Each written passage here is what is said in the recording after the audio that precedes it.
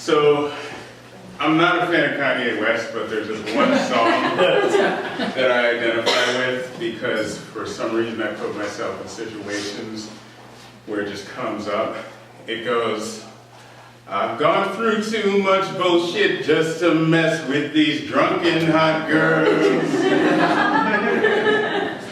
I was down in Ithaca last summer sometime. There was like some festival going on, whatever. I go to this bar where they make really awesome mixed drinks. And as I walk in, there's this woman on the corner of the bar, and she's just sitting there like this. And there's this man talking to her, and he's, well, you're at a bar. Men are gonna leer. But his leer was like special. His leer was like, I want to bang you. It wasn't like that. It was more like, I want to skin you and wear you like a... And I was like, that's going to be a bad situation. So I go to the other side of the bar. I'm having my drink. I notice that she like walks up. She goes to the bathroom. She's kind of stumbling a little bit. It's a bar, whatever. Dude's staring at her. And I'm like, this is really not going to happen. She settles up right next to me when she comes back. She's like, hey. I was like, hey. So I think maybe I'm going to have a good night. Until I realized that she drank pretty much 2 bottles of wine. I'm not doing that. No way. And she's like stumbling around, and the guy's still staring at us. And I'm like, we should probably get out of here. We should probably get home. And she just happened to live, actually, she had to get her phone from her friend Adam's house, who happened to live on the same street where I was staying. Perfect. We walk home, we go to Adam's house. She goes home safe, everything's fine. Creepy Buffalo Bill dudes out of the picture. So we start walking home, and she's like, I'm hungry. So we go get some pizza, continue walking, and all we have to do is go 2 blocks and then go 2 blocks right. That's it. That's all we had to do. So we go 2 blocks, and we're like, hey, we should probably turn right here. And it's like, no, we gotta go left. And I'm like, I'm pretty sure it's right. No, we go left. And I don't want to be that asshole. I'm like, no, you're going right. And then I'm like the predator that I'm trying to protect her. So we're walking around, and she's stumbling, like she cannot walk. Like I had to pick her up off the ground like twice.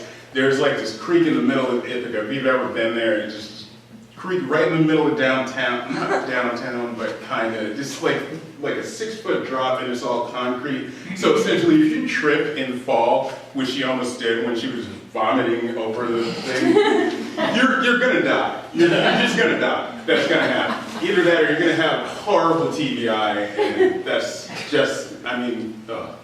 So yeah, we're walking around, and we went left. I finally convinced her to go right.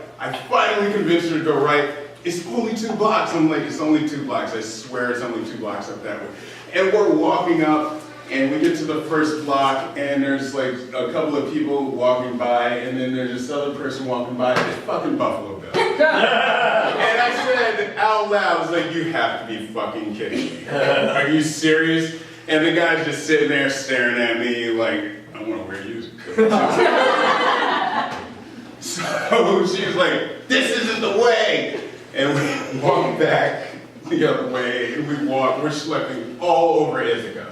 It's ridiculous.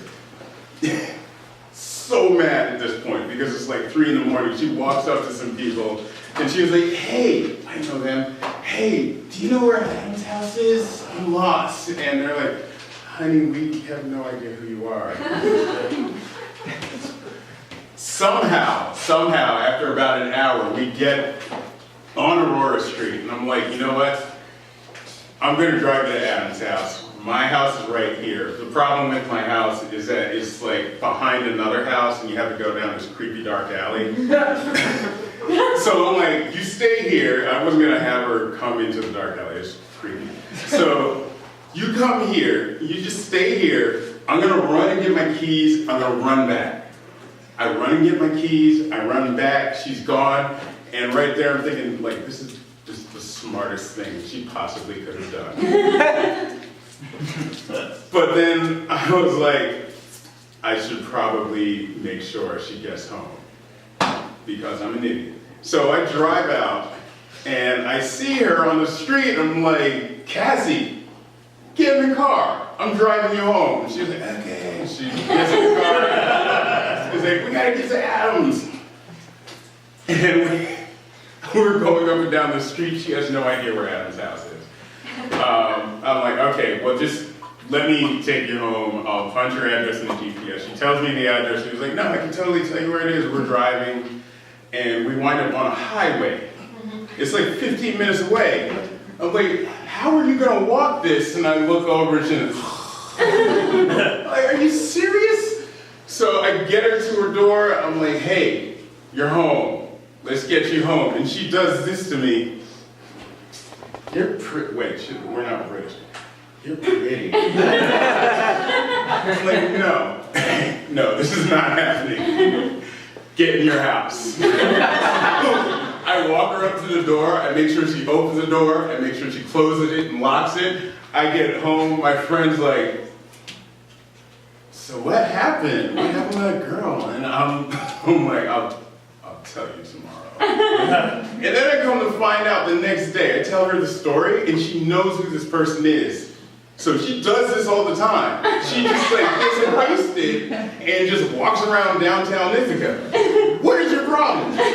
She had no idea how she got in her house that night. She had no idea that I existed, because the next time I went to Ithaca, I saw her in the daytime and she just like walked by me like I was a ghost. And I was like, at least she's alive.